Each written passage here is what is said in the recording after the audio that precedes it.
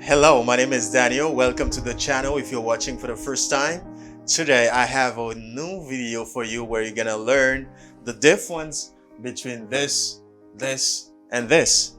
After the pause, you are going to listen to how they should pronounce. Après pause là, on va entendre comment vous supposez prononcer et ensuite on va établir différence pour vous pour capable bien utiliser. Mais j'espère que vous après mes vidéos ça, but what you can do now, share the video to all your friends because you're the only one sponsor. Ou c'est sponsor numéro 1. N'a venu pour nous présenter vidéo. Pas hésiter pour poser question, là ou pas comprendre because we are doing it for you parce que tout ça n'a fait là c'est pour n'a fait. Good. This video is not to show you that I can speak English or I'm better than you. I'm Haitian. I learned to speak English. I have been teaching English for many years. It's not to show you that I have a high level in English. It's because I want to help you, and it's my domain. I can help you. This is going to talk about this. But what's their pronunciations? Qui prononciation yo? Prononciation ça, c'est there. Remember, I have voiced TH here. Moi, j'ai un TH qui voisé. Ça veut dire un TH qui a une vibration là-dedans. I say there, there. And this is pronounced as there also. It's they are there. And this is pronounced as there. Ça veut dire, nous remarquez tous les trois, on pas besoin de saccager corps. Tous les trois gagnent même son. OK? Tous les trois gagnent same sound, same pronunciation. There, there, there. How to use them? C'est ça que fait regarder vidéo là. C'est raison ça. C'est parce qu'on a besoin de connaître comment pour utiliser, all right? Good. This is an adverb and sometimes it is a pronoun. Nous allons voir deux exemples sur deux ça. C'est adverbe ou bien c'est pronom et plus toujours. Good. And this is subject plus be. When I say subject, they is a subject pronoun. They sont pronom personnel sujet plus the auxiliary be. Okay, on dit they are, it's the contraction. By there. And this, there, is the possessive adjective. Possessive adjective. I don't say adjective because you do not pronounce the D sound. You say adjective. Adjective. All right, good. Là, no problem. Let's start with this. With this as an adverb. When it is adverb, qu'il est lycée adverb. There is an adverb if it's used to modify a verb in a sentence. There, c'est un adverbe s'il est utilisé pour modifier un verbe dans une phrase. Donc, capable de dire c'est un adverbe. OK? Là, c'est un adverbe. Un bon exemple comme un adverbe. For example, we went there only to find out that it was postponed. We went there only. We went there only to find out that it was postponed. Ben nous t'es allé là seulement pour nous prendre connaissance pour nous connaître s'il renvoie. Postpone is to put in another day. You postpone un programme, c'est lorsque le programme n'a pas fait jeudi et puis vous renvoyez, vous mettez pour l'autre date. Postpone. Donc là, there, c'est un adverbe parce que l'est utilisé pour modifier un verbe dans la phrase là. D'accord? This is it. Adverb. Not only adverb, I told you that it is a pronoun also. We're gonna see when it is a pronoun. This, there is a pronoun. Là, there, c'est un pronom. Okay?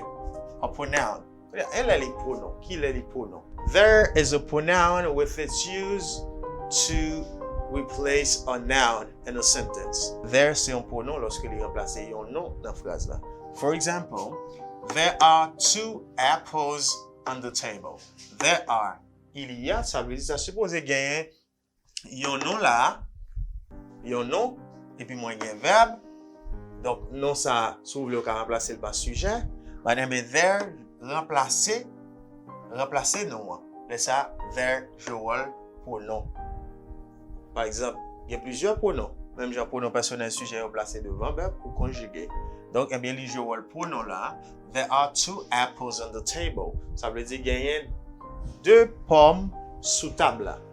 Alright, we finish with there as an adverb and as a pronoun. Nous finissons avec there comme un pronom et comme un adverbe. Okay? Et now we're gonna go straight to there. Nous allons aller directement dans there qui c'est there ça. Are you with me? Let's go avec. As I've said before, this there is the contraction. The subject plus be. As you see, they is a subject, which is a subject pronoun, comme un pronom personnel sujet, plus le verbe to be, qui c'est are. Les sous forme contractée, les ça, ou capable dit there. They are is there. They are, c'est there. Au lieu pour me dire they are good people, on est capable de dire they're good people. Yo c'est bon monde, moi juste dis they're good people. Oh, you can see that. They're good people. I didn't know that. They're good people. They are well together. They're good people. They're good people. When you say they're good people, you say they are good people. Like this example, they are Haitian. They are Haitian teachers. They are Haitian teachers. Qu'on y a le mettre sur la forme contractée pour le travail ça.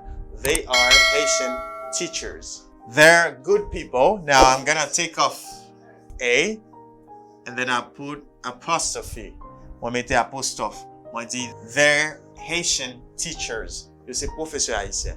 They're Haitian teachers instead of saying they are Haitian teachers. Some people like contraction just to speak faster. Juste pour parler plus rapide pour économiser moins de temps. All right? I finished with there, which is they are. And now I am in there. When I'm there. There is a possessive adjective. There is a possessive adjective. A possessive adjective, this is what you put before a noun. Okay, just to say that something is belong to you or belong to somebody else. You say my marker. Now I use a possessive adjective. Moi utilise un adjectif possessif. Donc il y a une vidéo sur ça sur channel là que moi-même personnellement me fait ou capable aller sur channel là à regarder pour non yo. Ou joindre pour non ça. There c'est un adjectif possessif. Ou capable mettre le devant non monde pour dire tel bagay. There tel bagay. Il signifie leur tel bagay. Ça dit tel bagay qui appartient avec moun sa yo. Leur. There before noun. Devant non. For example, par exemple, they don't come with their, as you see, their car today. Yo pas vini avec machine yo aujourd'hui. Qui met machine là? Machine là c'est pour yo. C'est une seule machine qui pour yo. OK? They don't come with their car today.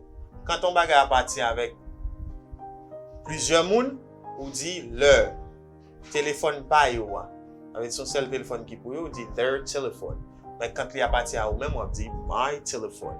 Par exemple, quand il appartient à une fille, on dit her telephone. Il appartient à un garçon, on dit his telephone. Regardez la vidéo sur channel là pour comprendre ça.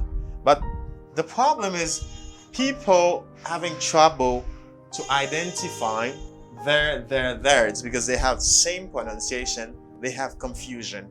You get confusion. There. Ou utiliser there ça en tant qu'un adverbe lorsque les mêmes les utiliser pour que les modifier un verbe. Nous utiliser comme un pronom lorsque les capable remplacer un nom. Ou utiliser there ça lorsque les c'est forme contractée de ils sont. OK? They are. Ils sont là. They are there. OK? And ou utiliser there ça qui c'est un adjectif à possessif ou dit tel bagay li c'est pour un tel.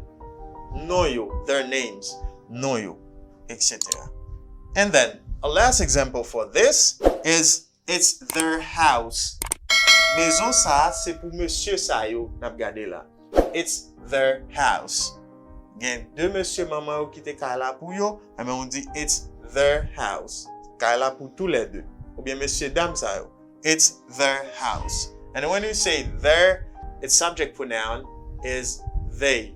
Lò di they, pour nos personnels sujet, c'est they, eh bien, possessive adjective là, c'est their. I hope you understand. If you have question, do not hesitate to ask question based on this course if you have any trouble. So, quel que soit problème, posez question so that we can make a video for you. Nous capables de faire une vidéo pour vous sur même sujet, sur une question au moins qui mérite ça. Ask question, but if you understand, pas hésiter. Do not hesitate to say that I'm clear. I understand everything. It works for me. Ça marche pour moi. Moi fait différence là. Moi t'ai un problème là-dedans. Pas éviter mettre testimony. Testimony est vraiment important. Témoignage est vraiment important pour nous. Pas hésiter écrire témoignage. Merci avec tout le monde qui toujours fait ça. Love you so much and catch you in the next video.